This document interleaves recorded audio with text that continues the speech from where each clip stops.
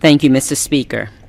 On Saturday, a gunman walked into a mall in Columbia, Maryland, and opened fire, killing 2 people before taking his own life.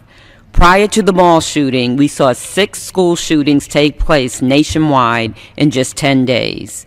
Countless other Americans are terrorized each day on streets that have become shooting galleries where kids aren't safe to walk to school or go to the corner store or sit on their front porches.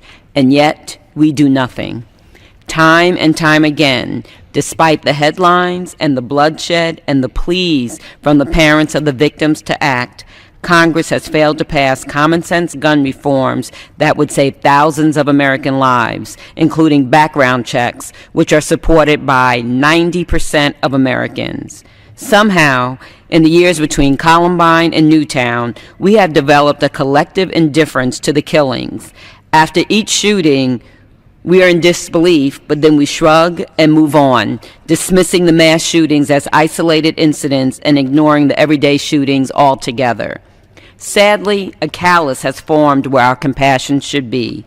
Or is it that gun lobby agenda has taken the place of our country's conscience? I'm at a loss because I truly do not understand how we can continue to ignore the public health epidemic that is gun violence in America. What will it take? How many more must die? How many parents must weep before we do the right thing? Make no mistake, gun violence is robbing us of a generation. It is a slow-motion plague that is killing our kids one day at a time. In the Chicagoland area, gun violence has claimed some of our best and our brightest, like 15-year-old Hadia Pendleton, who was shot and killed a year ago this week while standing in a park with friends. You may remember she was killed a week after performing for President Obama's inauguration. She was certainly one of my district's shining stars, but she was by far not the only one. There were many Hadias, young people with promise and potential who were felled by gun violence. They had family and friends who loved them, communities who mourned them, and they are Eva Cassara, 17, Tyrone Lawson, 17, Maurice Knowles, 16, Darnell Williams, 17, Abdullah Trull, 16, Leonard Anderson, 17, Jalil Pearson, 18, Malcolm Whitney, 16, Fiyero Denard, 18, Tyshawn Anderson, 18, Tyrone Hart, 18, Ashaya Miller, 15, Equel Velasquez, 17, Christopher Latine Jr., 15, Ray Donatas, 14, Victor Vegas, 15, Tyrone Larson, 17, Antonio Fanar, 16, Francis Colon, 18, Jorge Valdez Benitez, 18,